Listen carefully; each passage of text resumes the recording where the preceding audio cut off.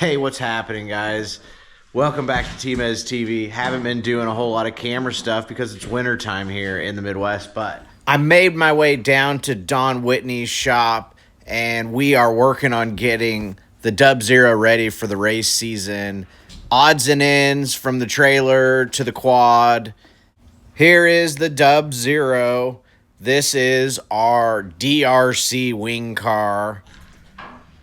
Don got it all freshly painted. We got to get some stickers on it. We got a little bit of motor work to do. And this thing looks beautiful thanks to Don Whitney.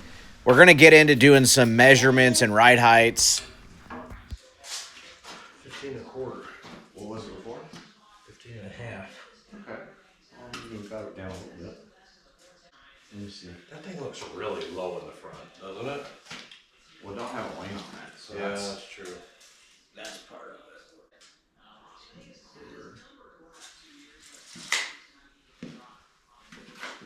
Well, it's not quite. Not quite 2 inches. 2 inches. It don't look like it's got 2 inches. No. There's no way. Do we have any fuel in the car? No. Oh. Oh, it's empty. Oh yeah, we gotta put fuel in it. That'll raise the nose up. Because when the back goes down, the nose goes up. What's that, a 30-gallon tank? It's a 33. 33 gallons of fuel in the tank. We are weeks away from getting the race car out. So came up to Don's house. He's up in Michigan, Flint, Michigan. Working on the trailer a little bit today, working on the quad. He had a snowplow on his quad.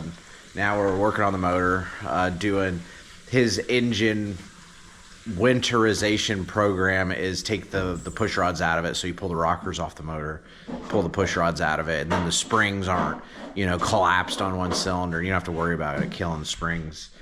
So working on doing that. And I was kind of bugging him like, hey, we need to get this thing on the ground, figure out ride heights, get our setup stuff done while we while I'm down here and we're not at the track. A lot of the times I just meet Don at the track and then we're kind of doing the setup on the rush, so we were taking our time to do measurements and ride heights and make sure we get all those things kind of knocked out while I'm down here. We're hoping to go run the car in a couple weeks at, I believe, Attica is what we're looking to maybe go do.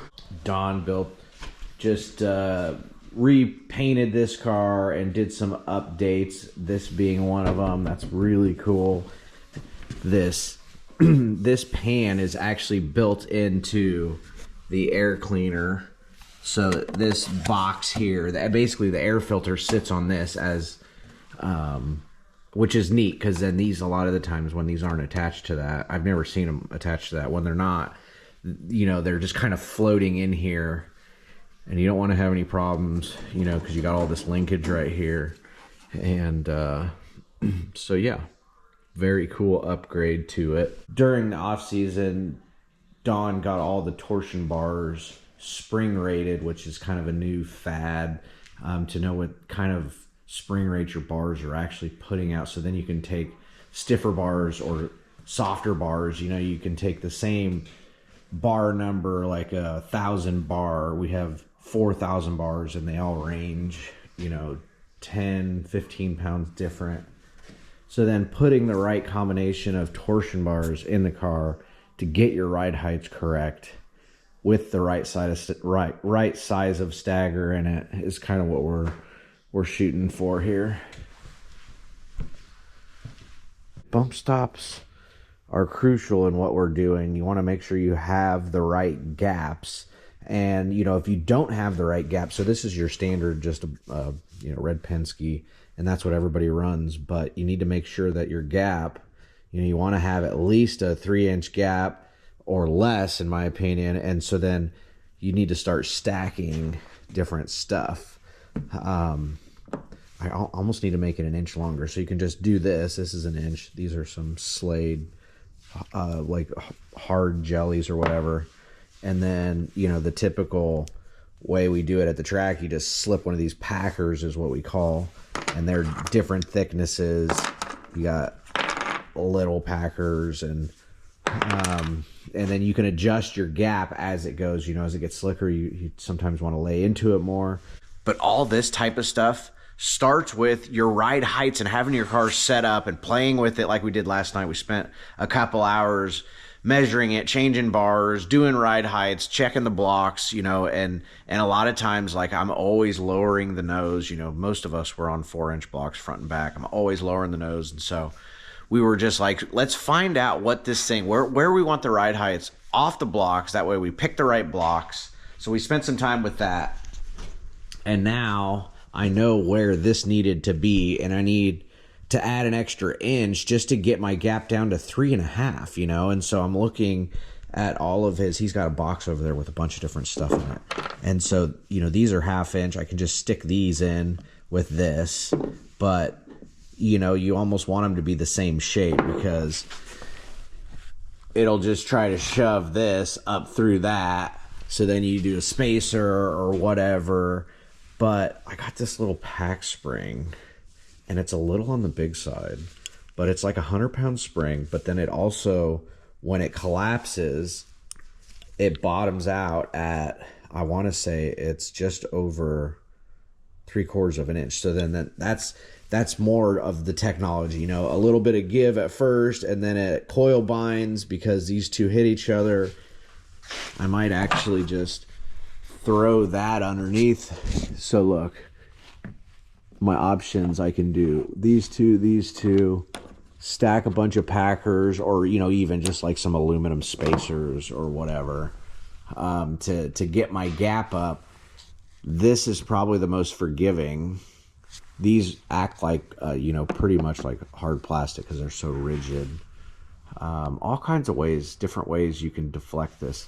With CSI, they actually have some of these, and then they have coned spacers underneath it, and then it allows it to bend, and that gives it some different numbers, basically. Who'd you send your bars off to? Don Daggett at Daggett Racing. He dynoed all of our stuff, and gave us, you know, just kind of a baseline of what we had for bars. And let me show you. This is like a whole nother procedure, because you buy a brand new bar forever. You sling a pair of quarters, I mean, a pair of inches in the back of it. You put a inch in the left front and a 50 in the right front. You go non-wing racing. That's all I ever did for a long time. Well, if you take a look at these, so that's a 1,000 bar. That's 474, and then this one is 465. This one is 481. This one is 489. These are all the same bars, okay? And we're getting different bar rates. So our sport just got more precise, because now we can actually soften the right rear up. Instead of taking an inch out and going to a 975, we can just put a softer inch in, you know, and there's different effective lengths, which means where they machine the center out of the bar. But down here in Michigan, we're in Flint, Michigan, Don has a pretty cool little shop. He spends a lot of time in his shop working on race car stuff. And there's not a lot of things, not a lot of speed shops and places you can go buy stuff in Michigan, up in Flint or whatever. And so check out this wall.